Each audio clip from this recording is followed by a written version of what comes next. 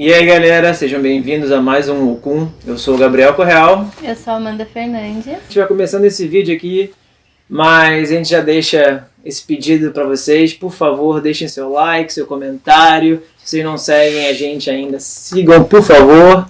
Compartilhem com quem vocês acham que tem que ver isso. E ative o sininho, que aí vocês recebem notificações de nossos próximos vídeos, tá bom? Bem, gente, hoje a gente resolveu trazer para vocês um compilado, bem resumidinho, né? Tentando, pelo menos, da conjuntura socioambiental desse governo que está aí acontecendo e que literalmente anda passando a boiada, se aproveitando desse momento de vulnerabilidade da sociedade, né, num momento de pandemia, para trazer, digamos, praticamente o caos, né? Como eles falaram que ia fazer, né? Exato.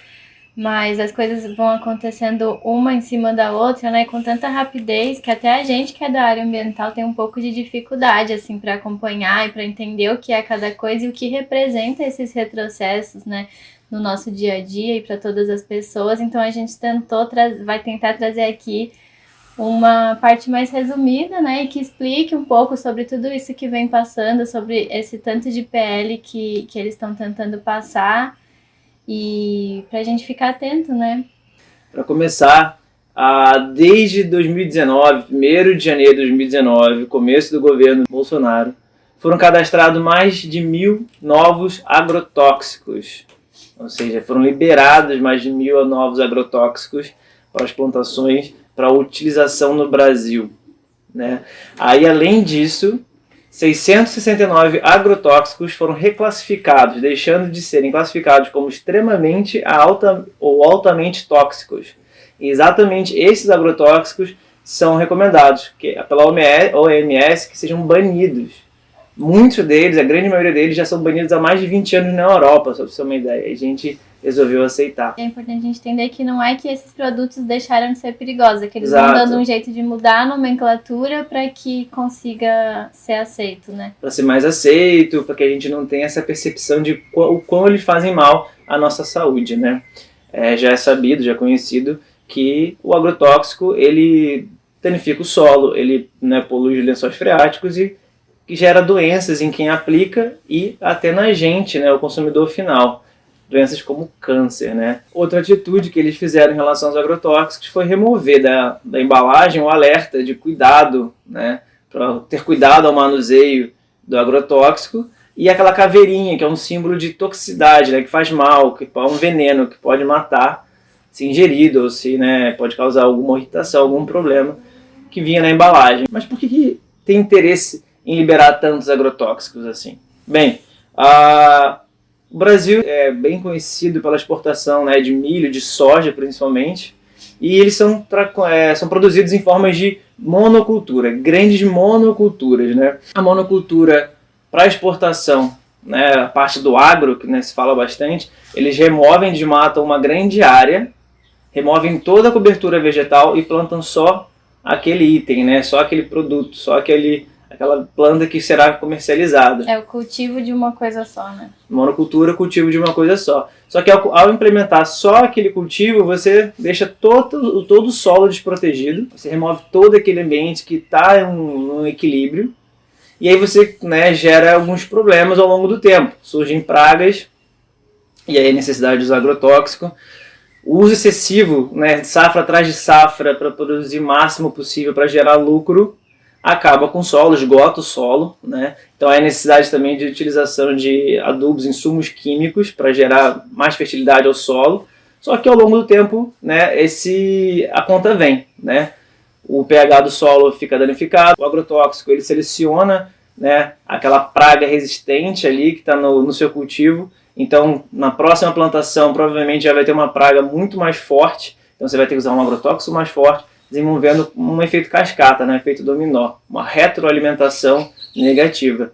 Cada vez mais você utiliza de agrotóxicos mais pesados, insumos mais pesados, para manter aquela produção em alta escala.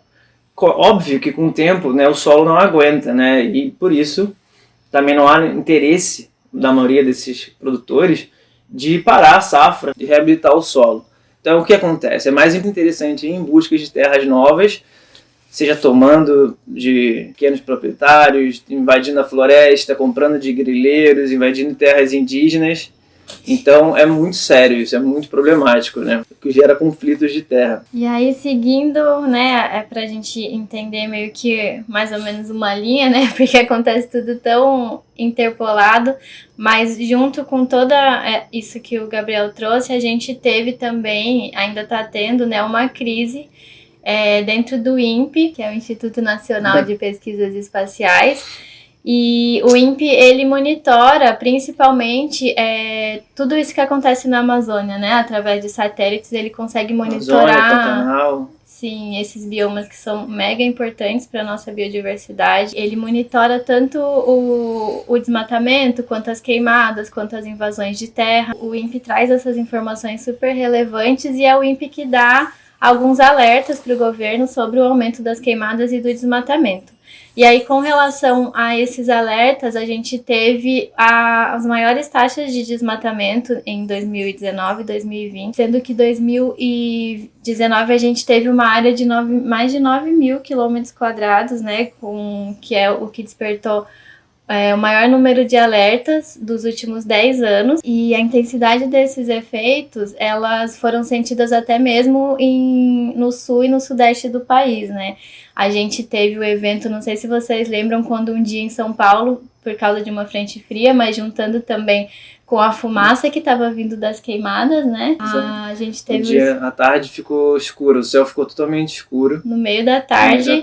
E aí, buscando entender o que era, foi resgatado, né, as falas do Antônio Nobre, que já trazia isso há muito tempo, sobre os rios voadores. O INPE anunciou que isso era devido à fumaça que estava vindo da Amazônia, e daí a gente teve aquele auê que foi das pessoas falando que era mentira, que isso era impossível, só que através das imagens de satélite do INPE a gente pôde observar que era justamente por causa desse evento dos rios voadores, né, que é quando... Essa umidade da evaporação dos oceanos ali na linha do Equador é trazido pelos ventos para a Amazônia, precipita, e a umidade dali, junto com a evapotranspiração da floresta, formam mais nuvens que vão, com o vento, esses mesmos ventos ainda vão vindo, batendo na cordilheira, vão descendo para o centro, sul e sudeste do Brasil, que traz chuvas, né, inclusive para a cordilheira, para manter ainda os rios da bacia amazônica fluindo, né? Traz chuvas para o centro-oeste, sul e sudeste do Brasil e amenizando também a nossa temperatura, né?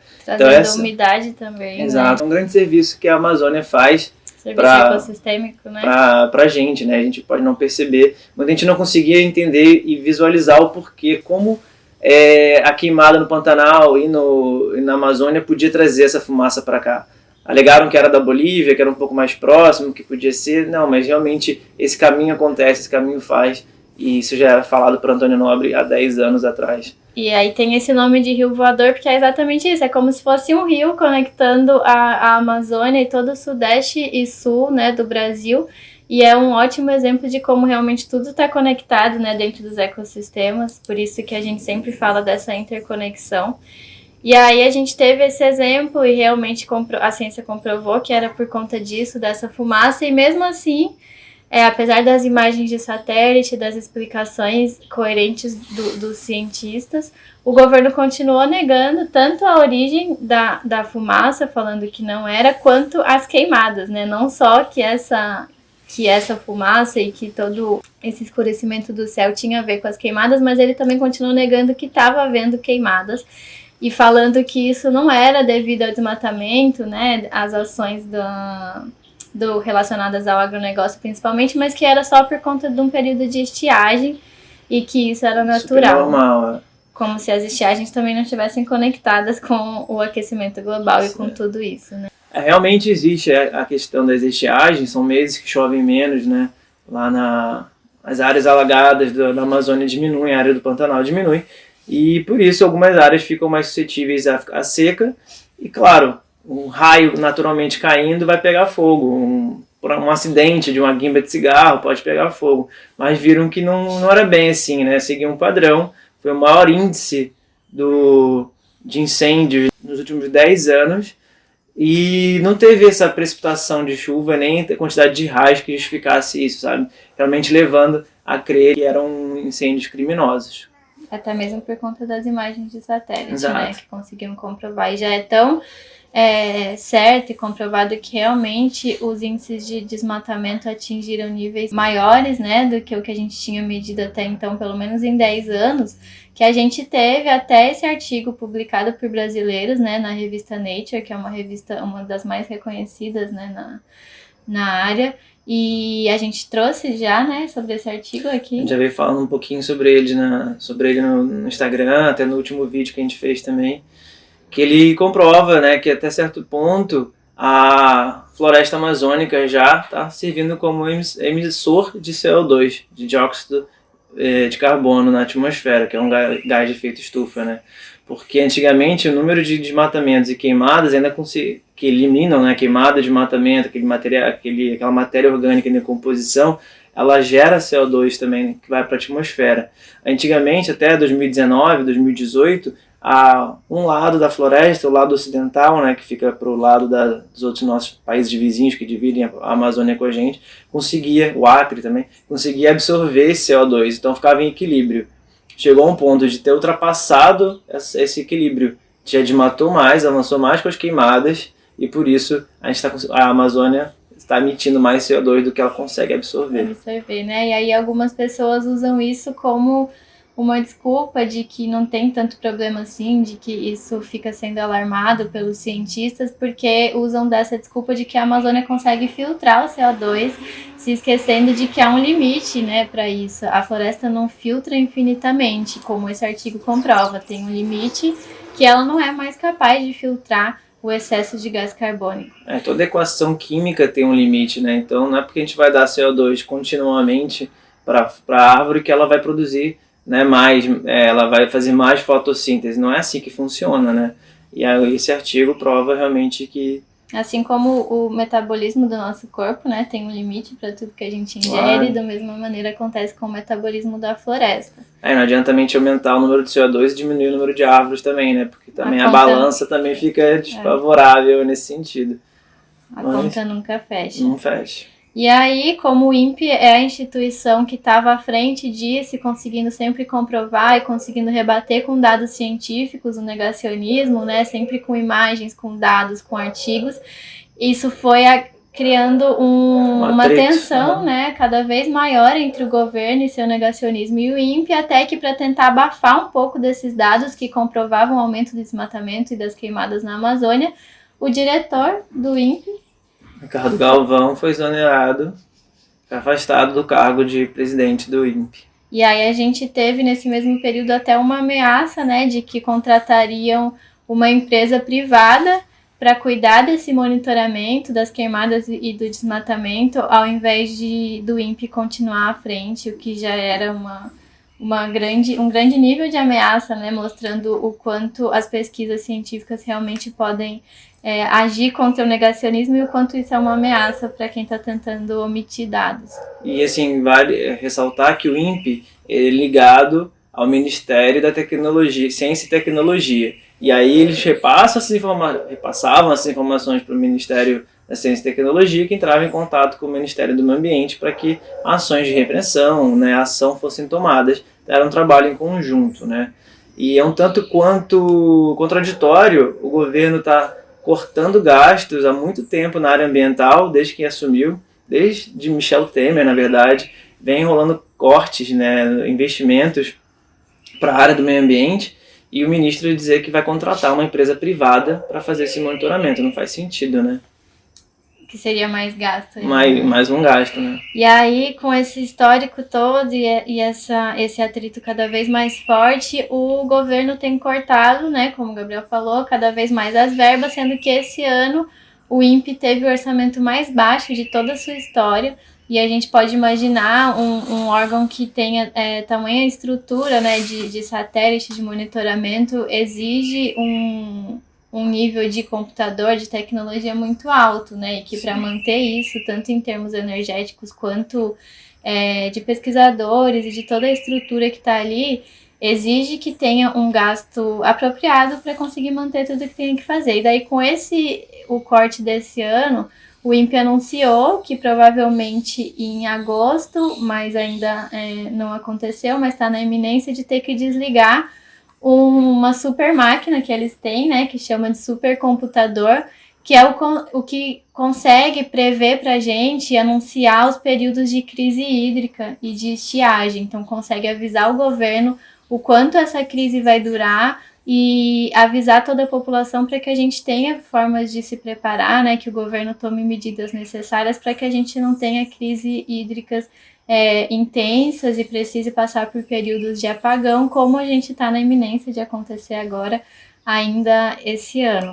Ainda em relação ao INPE, a última ação foi que os dados agora do INPE cabem serem reportados ao Ministério da Agricultura para serem divulgados. Então, algo errado não está correto nessa equação, né? Para quê? Porque a quem interessa realmente que os dados de desmatamento e queimadas sejam divulgados pelo Ministério na mão de um ruralista, né?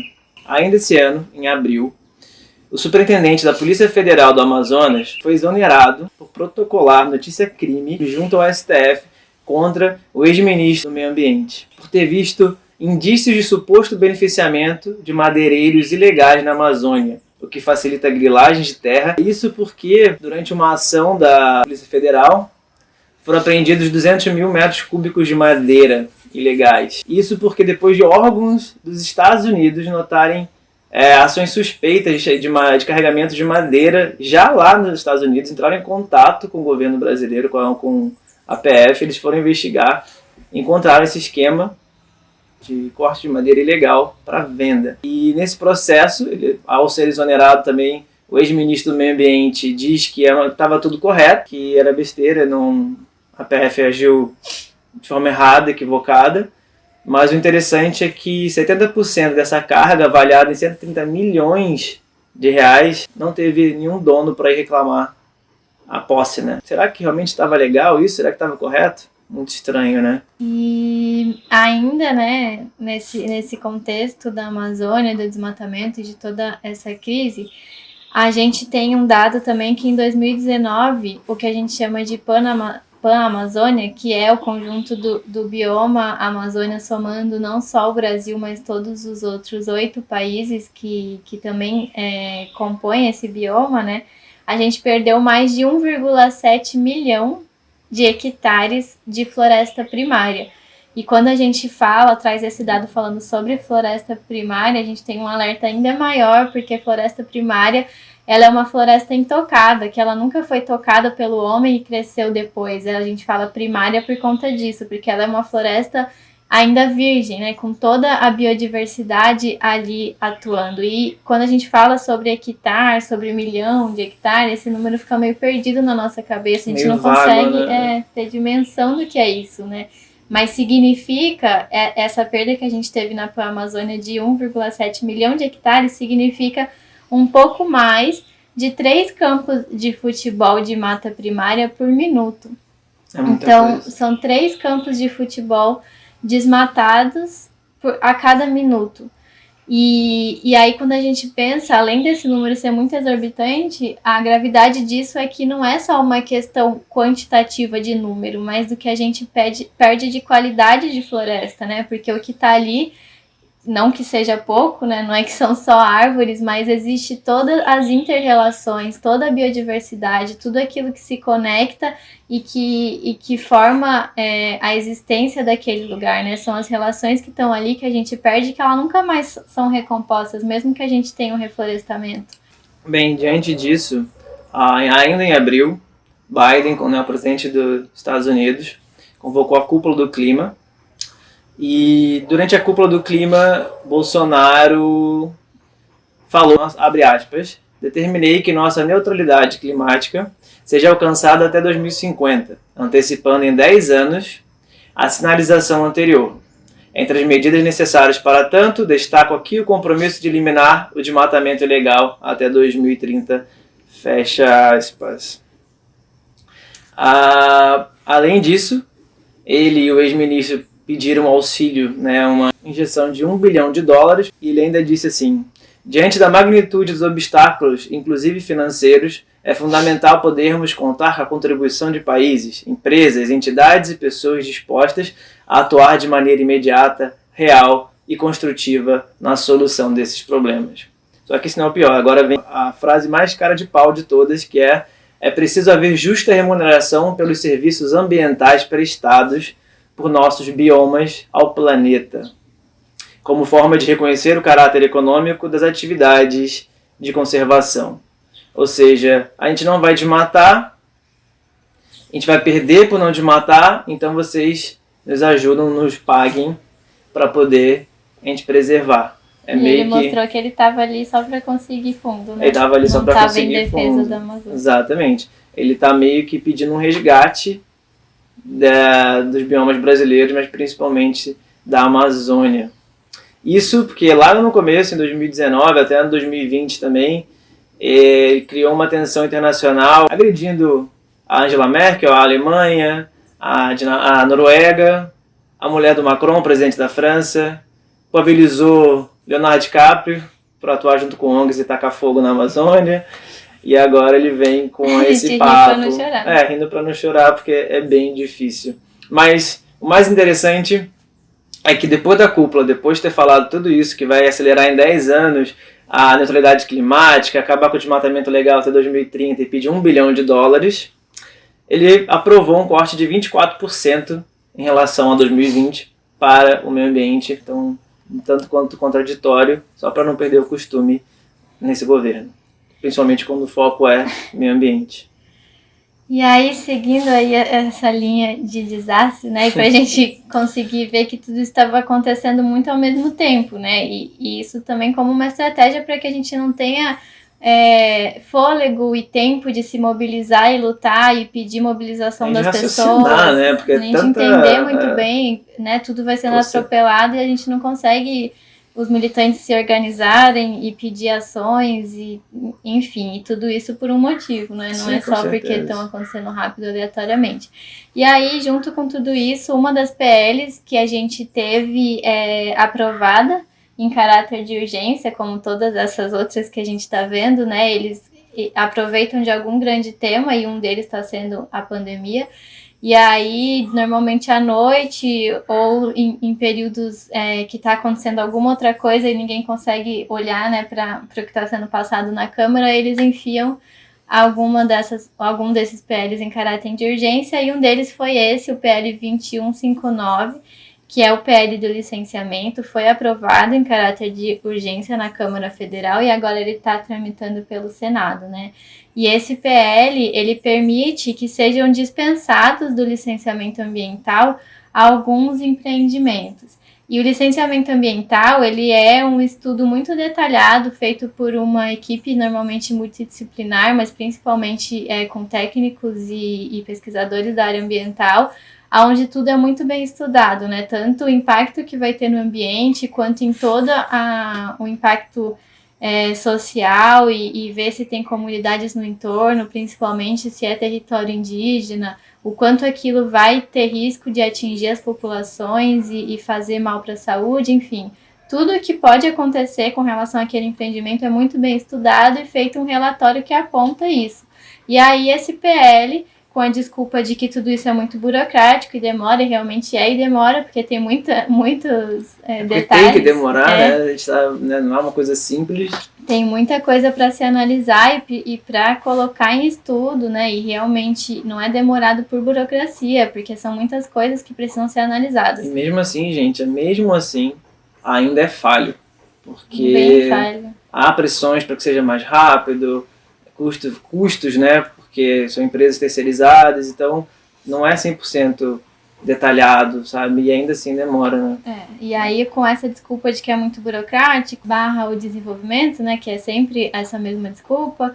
E aí aprovaram isso, e aí alguns empreendimentos, como grandes até empreendimentos, como por exemplo de saneamento básico, da manutenção de estradas e de portos, de distribuição de energia elétrica, atividades agropecuárias, claro, né, que é uma das principais que estava ali para passar, obras de instalação de rede de água e esgoto, obras de baixo e médio risco ambiental, incluindo a mineração, que a gente sabe o quanto estrago isso pode fazer, e obras consideradas de porte insignificante pelo licenciador. Então, ele mesmo diz que aquele porte é pequeno, e aí essas obras são dispensadas de todo esse estudo de gravidade, de impacto, para que elas possam ser feitas sem burocracia.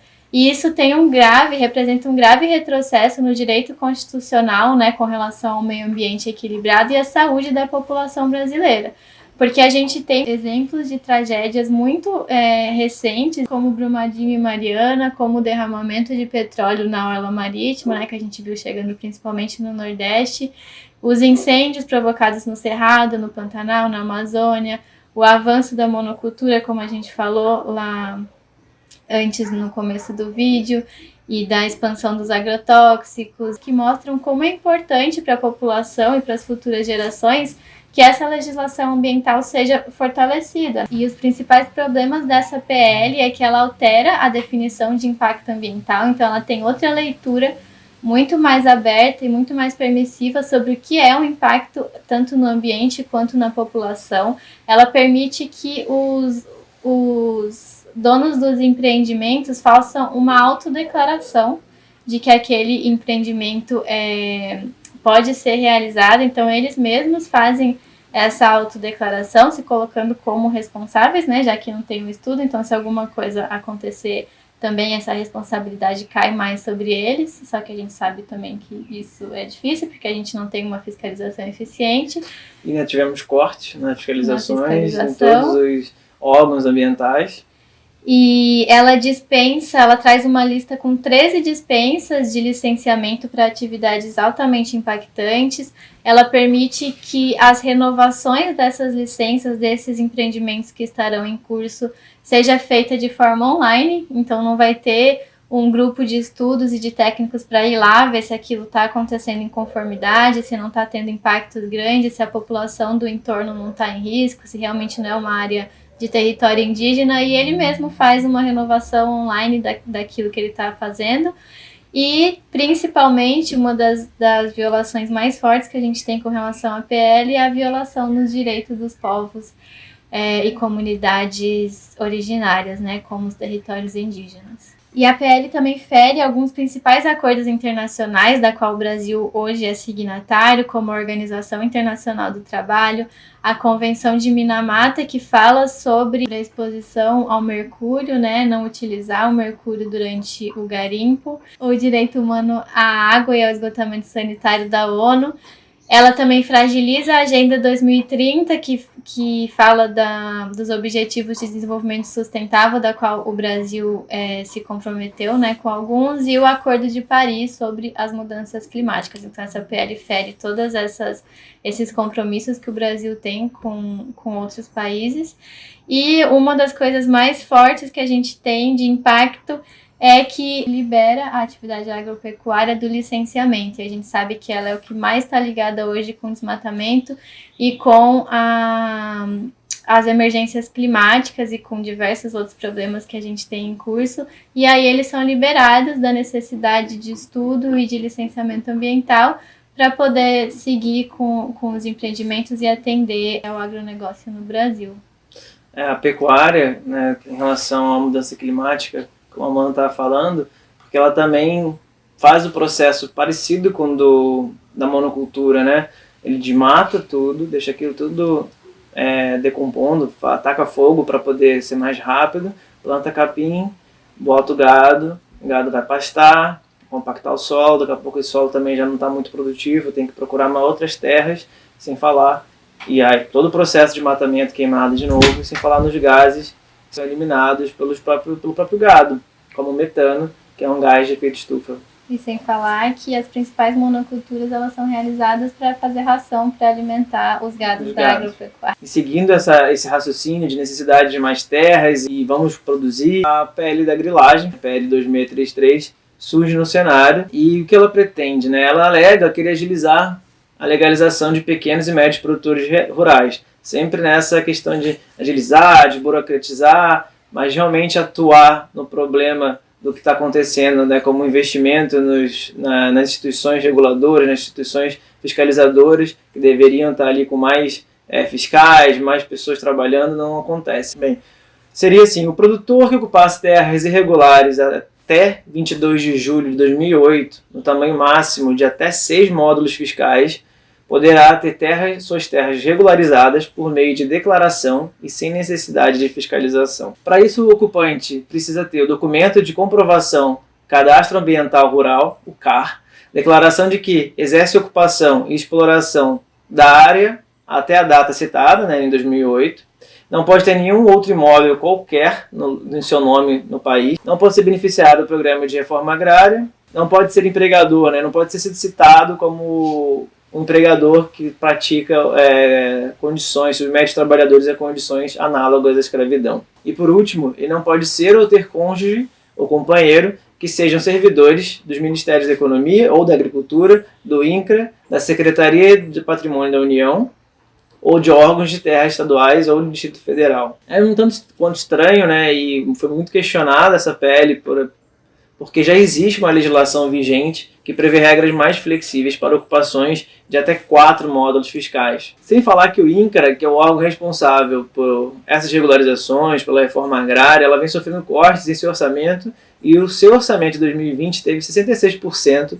destinado a pagamento de indenizações a ruralistas. O órgão hoje está sob o comando de um ruralista, o INCRA, né? E ligado ao Ministério da Agricultura, que também é coordenado por uma ruralista. Bem, mas o que seriam esses módulos fiscais, né? Qual o tamanho de um módulo fiscal? A gente já deu um exemplo do que seria um hectare, agora o que seriam módulos fiscais? Bem, o módulo fiscal ele vai variar conforme o município. Ele pode variar de 5 a 110 hectares, um único módulo fiscal. E como a gente já falou, cada hectare é igual a 10 mil metros quadrados. E para um efeito de comparação, um campo de futebol oficial tem 8.250 metros quadrados. Ou seja, é um pouco maior que um campo de futebol, na verdade. No começo eu até achei, nossa, interessante, né? Vai agilizar realmente a produção familiar, os pequenos realmente produtores estão ali lutando pela terra, há anos exigindo o direito de terra e sofrendo pressões de grandes produtores. É que no discurso, sem a gente ir a fundo para entender, realmente parece, né? É claro que eles sabem, né, o pessoal ali do Congresso, tudo, eles sabem essas denominações, mas quando soa para a gente, para o público, e isso é favorável para eles porque acaba gerando um apoio, né? Mas quando você vai estudar mais a fundo alguns detalhes, por exemplo, o que são pequenos produtores? Para o governo, para o Brasil, né, o pequeno produtor é aquele que tem uma receita bruta anual de em torno de até 16 milhões de reais. Médio produtor seria aquele que tem uma receita bruta entre 17 a 90 milhões de reais por ano, receita anual, né?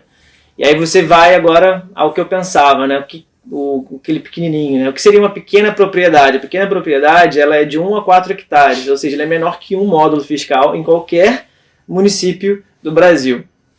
Uma média propriedade ela tem de 4 a 15 hectares, que aí ela pode variar de 1 a 3 módulos fiscais, dependendo do município em que estiver, né? Então, você vê que tem uma pequena diferença. Eles não estão ajudando o que a gente entende ou entenderia de pequeno produtor na escala que a gente na escala entende, né? Que a gente pensa, né? Então é um pouco de perigo, sim. E a PL foi votada com ampla margem, né, na Câmara dos Deputados e com amplo interesse, né, dos jornalistas que estão ali representados, né? E, obviamente, uma grande oposição aos ambientalistas e a oposição que viam nisso favorecimento aos grileiros, né? Mas por que os grileiros? Se parar para pensar, o desmatamento da Amazônia tem sido em grande parte visando a grilagem de terras, né? Ou seja, apropriação indevida, a definição de grilagem, né? Apropriação indevida de terras da União que não tem destino definido.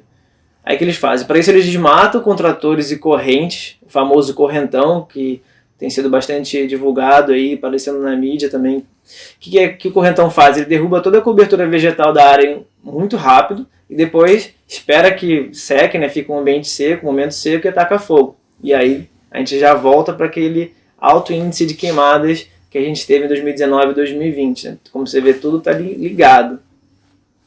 E segundo Paulo Moutinho, que é doutor em ecologia e pesquisador do IPAM, Instituto de Pesquisas Ambientais da Amazônia, O correntão ele é feito por pessoas que têm alto poder financeiro, visto que 1 hectare, para você limpar, fazer um correntão em 1 hectare, fica em torno de R$ 1.200, né? Então imagina 660 hectares. O grande intuito nisso são grandes áreas de terra, né? E quem a gente falou que precisa de terra lá no começo, lembra? Para aumentar a produção, porque o solo já não está mais produtivo. Então você vê que tem toda essa ligação, né? Tem todas essas conexões. Estudos apontam, né, que o maior índice de taxas de queimada elas estão diretamente ligadas ou são vinculadas, digamos assim, a momentos de incerteza político-econômica no país, seja por mudança de governo, seja por baixa ou alta de commodities, seja por crise econômica mundial ou nacional, acaba que aumenta, sempre tem um pico de queimada. E aí isso traz a reflexão de que, na verdade, o desmatamento, né, ela serve para a grilagem. E essa grilagem, né, só confirma isso, mas que essa grilagem ela serve não é para produção inicialmente, mas ela serve para uma especulação agrária. Eu pego aquilo ali, aquilo fica como uma garantia para mim, que eu vou ter depois um retorno de venda, e isso depois favorece a outra pessoa para produzir mais. Né? Mas enfim, não se trata de justiça ou distribuição de terras, e sim mais acúmulo de terras já na mão de poucos que possuem muito. Justifica o interesse dos ruralistas nessa PL, já que assim podem regularizar terras griladas, e em nome de laranja, né, quem sabe que no Brasil é muito comum, ou com a compra após a regularização de um terceiro grileiro, de um outro grileiro. Né? O cara grilou, regularizou, pronto, agora eu estava de olho naquela terra, ela me interessa, eu pego. Há ainda um outro empecilho, né, para essa expropriação de terra por parte do agronegócio, né, para poder produzir mais e cultivar mais, derrubar mais e produzir mais. Aquela velha máquina do neoliberalismo que pensa que tudo que não é produtivo como para o mercado é inútil. É inútil, né? E por ser inútil não presta, não vale, melhor matar. Que seriam as terras indígenas. Né? Então a gente vai falar da PL 490, que altera a legislação de demarcação de terras indígenas. Lembrando que ela já foi aprovada pelo Congresso e agora ela está tramitando no Senado. E para quem não está acompanhando muito a fundo, mas viu algumas notícias, é por conta dessa PL, né, e da votação do que a gente vai falar mais para frente que se relaciona com isso, que a gente está tendo o acampamento, né, do Levante pela Terra lá em Brasília, onde a gente, semana passada, teve a presença de mais de 6 mil indígenas lá, de diversas etnias e diversos territórios. Por conta disso que a gente vai explicar agora, que é o que propõe essa PL. Essa PL ela fala principalmente das demarcações, né, dos territórios indígenas, e elas propõem principalmente que essas demarcações elas sejam feitas através de leis, né, ou seja, que elas sejam avaliadas e votadas em plenária. Só que como vocês estão acompanhando ao longo de todo esse vídeo e ao longo de tudo isso que a gente mostrou, de quem está tomando as decisões, né, lá dentro do Congresso e de quem está por trás de todas essas PLs, a gente tem uma forte bancada ruralista, que é quem consegue, querendo ou não, decidir, tomar o rumo do que está sendo aprovado ou não. E aí a gente vê o porquê que eles estão tentando fazer com que as demarcações de terra indígena seja através de leis e não através da forma que é feita hoje. Bem, como a Amanda falou agora, né, eles querem de lei porque quem cria as leis, quem vai passar as leis é exatamente o Congresso, né, e não é o INCRA, que é o processo, quem faz o processo de demarcação de terra. A gente vai falar um pouco mais à frente. Mas as principais desculpas que eles usam, argumentam para essa PL, é que são bem absurdas, na verdade, né? É que se continuarmos com as demarcações de terras indígenas nos moldes de hoje, logo as terras voltarão a ser todas dos povos originários, prejudicando quem as adquiriu de forma justa e legal. Bem, não é assim que funciona a demarcação de terra. Não é simplesmente chegar o indígena e falar essa terra é minha. Não é assim, tem todo um processo, todo um estudo.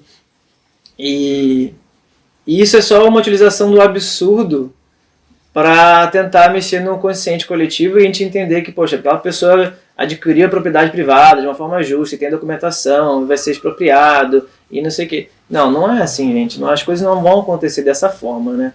E não acontecem dessa forma. Outras desculpas. Terras indígenas atrapalham o desenvolvimento econômico do país. Como a gente falou agora há pouco, né, porque a terra indígena tem floresta, não está produzindo, em média ou larga escala, é inútil, atrapalha o desenvolvimento do país, e a gente sabe que não é real, isso não é verdade. E falam que o Brasil tem muita terra indígena. Será? Logo a gente vai falar de números aí da terra indígena. Bem, essa PL obviamente favorece o agro, garimpeiros, madeireiros, grileiros, e por isso ela é amplamente defendida pela bancada ruralista e governista no Congresso, e agora no Senado, segurando um pouco ainda por questões que a gente vai falar mais à frente também. E tudo isso reflete nessa visão ainda colonialista, né, de colônia, de explorador, que a gente tem, e vê na produção de commodities a fonte de riqueza do Brasil, né, a soja, o gado, o milho, que seja, né, coisas básicas, de exploração básica, ao custo da exploração destruidora, ultrapassada da natureza, né, e da população, com o massacre dos povos indígenas. E assim seguimos na contramão do desenvolvimento técnico, científico, social que está acontecendo no mundo todo, né? Parece que o mundo todo acordou e parece que a gente não está querendo acordar e está querendo regredir ainda. Né? Bem, vamos lá. Atualmente, a demarcação de terras é feita pela FUNAI, né? De acordo com a Constituição, demarcações devem ser feitas pela União, por meio da abertura de um processo administrativo pela FUNAI, com equipe técnica multidisciplinar que inclui o antropólogo. Não há necessidade de comprovar a data de posse da terra, uma vez que os indígenas, isso está garantido na Constituição, são os povos originários, ou seja, já estavam aqui, né, quando os europeus chegaram. E, então você vê que a maioria dessas coisas que a gente fala, dessas PLs, elas bem ou mal atropelam a Constituição. Bem, um resumo das etapas do procedimento de demarcação de terras indígenas. Primeiro, terras são estudadas, depois elas são delimitadas fisicamente, elas são declaradas terras indígenas, são homologadas e aí são regularizadas. São 5 etapas, né? E, na verdade, são um total de 672 reservas indígenas, sendo que 115 ainda estão em estudo, ou seja, sem seu tamanho definido, o que corresponde a menos de 14% de terras brasileiras. Ou seja, não tem muita terra indígena no Brasil. Né? Reforçando que são povos originários, né? Exato. Na verdade, o Brasil é terra indígena, né? E a gente tem pouca terra que já é demarcada para que eles possam existir e estar no seu território livremente, né? Então, essas demarcações de terra, né, se fossem aprovados, né, essa PL for aprovada, ela vai ser mais demorada ainda, porque vai depender do interesse da casa, né, do interesse do Congresso, do interesse do Senado, para que ela seja posta em pauta, ou ela vai ser arquivada, ou vai ser posta em pauta, e vai depender da votação, né, o que seria bem problemático, visto que o poder dessa bancada nessas duas casas. Outro ponto importante, né, que essa PL traz e que está gerando essa comoção grande em Brasília é sobre o marco temporal. Que ele fala que os indígenas só deveriam ter direito, né, a esses territórios se eles já estavam ocupando essas terras na data da Constituição em 1988. Ignorando completamente o que a gente falou agora, de que são povos originários que estavam aqui antes da invasão dos europeus, né, que foram expulsos, agredidos, colonizados, sofreram genocídio, e isso do marco temporal dentro da PL ignora completamente a história, como faz em diversos outros projetos, né? Por isso que tem se falado tanto e que a gente tem pedido tanta mobilização com relação a isso, porque é completamente inconstitucional a gente querer delimitar um ponto a partir de onde eles tenham direito às próprias terras, né? Exatamente. E essa comoção também está se dando, e até eu acredito, né, o Senado esteja segurando essa votação, porque agora está tramitando no STF o julgamento entre o Estado de Santa Catarina e o povo Xokileng, reivindicando terras, né? E o Estado de Santa Catarina está alegando essa tese do marco temporal e chegou ao STF, eles estão para julgar. A semana retrasada começou, semana passada foram feitas as falas e agora o julgamento ficou para amanhã, para o dia 8. Então é muito importante todo mundo acompanhando essa eleição, porque o STF ele é como se fosse o entendedor último, né, supremo da Constituição. Então, se eles alegarem, se eles disserem que não pode, que não existe essa tese marco temporal é anticonstitucional, cai pelo menos essa parte da PL, né? que já não seria o suficiente, mas já é um avanço. Já fortalece a luta dos povos, né? Bem, essa PL continua com outros pontos bem críticos, né? Uma delas abre espaço para a exploração hídrica, energética, de mineração e garimpo, expansão da malha viária, caso haja interesse do governo, e libera a entrada e permanência das Forças Armadas e Policial Federal, sem necessidade nenhuma de consultar as etnias que ali habitam. Fica também liberado o cultivo de plantas geneticamente modificadas em terras indígenas e o contato com povos isolados em territórios de utilidade pública.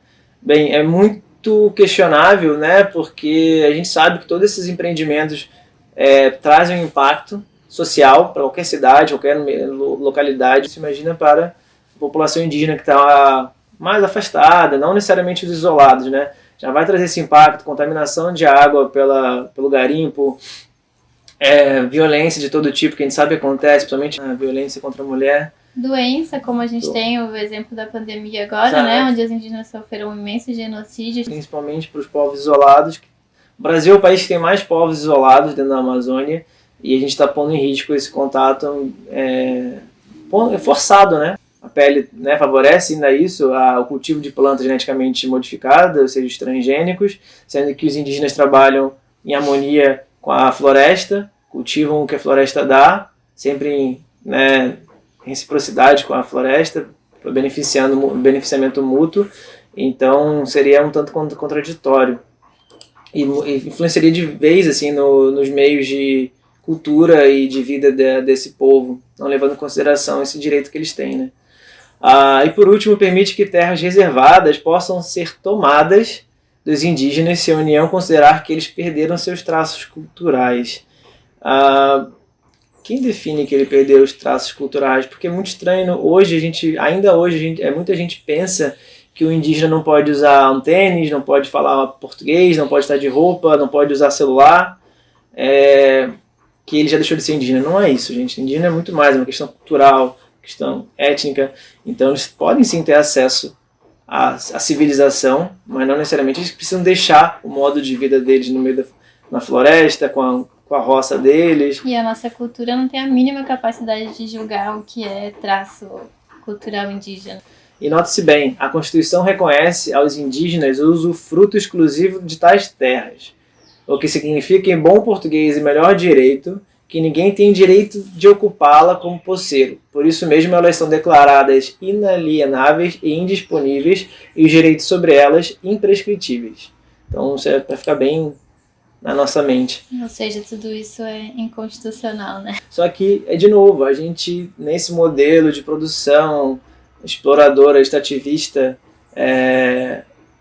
colonizadora, a gente ainda vê e que realmente, como a gente já falou, o que não é plantação, o que não é agronegócio, o que não é cultivo, o que não é mineração, é atraso, não é desenvolvimento. Só que não. Inclusive, nessa PL, um deputado, que eu não vou citar o nome, disse que os indígenas têm o pior IDH. Tem o IDH do século, sei lá, da Idade Média. Mas isso é comparado com o quê? Já perguntaram qual é a qualidade de vida deles? Eles podem ter uma qualidade de vida muito melhor. Podem não ter uma qualidade de vida, obviamente, muito melhor que a nossa.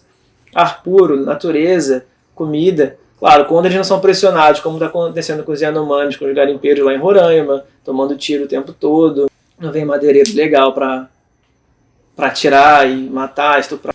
A qualidade de vida realmente é melhor. A gente não tem como comparar, são coisas diferentes e nossos moldes hoje de sociedade de desenvolvimento, índice de desenvolvimento humano, eles não são comparáveis dos povos tradicionais, dos povos indígenas, dos povos originários. Então, é uma comparação equivocada.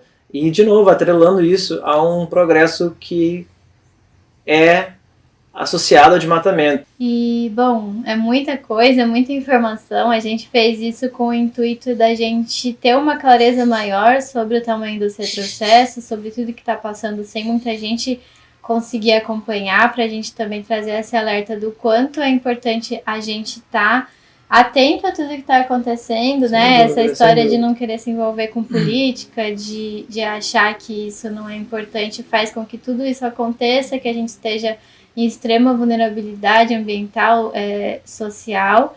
e fechar essa nossa fala com esse pedido de que estejam atentos e de que percebam o quanto, principalmente, as pessoas que a gente coloca lá dentro fazem tudo isso acontecer. A gente viu que quem está por trás de todos esses movimentos é principalmente a bancada ruralista, atendendo ao interesse de poucas pessoas, né, que querem conseguir se manter na elite e que isso está acontecendo ao longo do curso da história do Brasil. E aí a gente continua deixando com que essas pessoas estejam lá tomando essas decisões pela nossa incapacidade e falta de vontade de se envolver politicamente, né, e de estar inteirado sobre tudo que está acontecendo, se posicionar. É importante, gente, que a gente reflita que não é, independente da raiva que você possa ter de uma pessoa ou de um partido, né, vai mais além. Isso é a nossa sobrevivência. É o ser humano que não existe sem a floresta, não existe sem a natureza. Inclusive, o agro pressiona tanto a floresta que já não vai ter chuva para o agro. E já está reduzindo as safras por causa disso. A gente vai vir com períodos mais longos de seca. Então, vai além de qualquer questão partidária. É questão de sobrevivência da nossa raça, da humanidade. A gente fala muito só de um cargo, uma posição, né? Que é aquele cara lá no topo. Mas no meio da cadeia, preste atenção nas próximas eleições em quem você vai votar para deputado, para senador, porque eles fazem muita diferença. Tudo o que acontece ali, as artimanhas todas que acontecem em Brasília relacionadas à política, passam por eles. Eles que são realmente os responsáveis. Então vamos ficar atentos, vamos ler bem, ver quem que esses caras são, se eles estão envolvidos em um escândalo. Não sei se o partido realmente preza pela sobrevivência, pelo meio ambiente, se importa com as pessoas, ou se realmente só está ligado a empresas, a grandes negócios, ao agronegócio. Vamos ficar ligados, vamos ficar antenados, vamos estudar. Não deixa para escolher de última hora e acaba votando de qualquer jeito. De que a despolitização, né, ela serve também a esse grande grupo. Quanto mais você estiver desinformado e menos envolvido, melhor para tudo isso continuar passando e ter poucos que tentam ficar gritando e mostrando e não conseguir ter força. Então é isso, galera. A gente vai ficando por aqui, porque esse vídeo já tá bem longo, tá bom? Grande beijo. E acompanhem beijo. Amanhã a votação, pressionem nas redes sociais como puderem, com as hashtags. Hashtag marco temporal não ao marco temporal, não ao PL 490, PL 490 não. E ajudem a gente a pressionar, que faz diferença também. E não esqueça de deixar o seu like, seu comentário, compartilhar. E se você não segue o canal, segue lá, por favor. Tá bom? Ativa o sininho para receber as notificações. Um beijo! Valeu!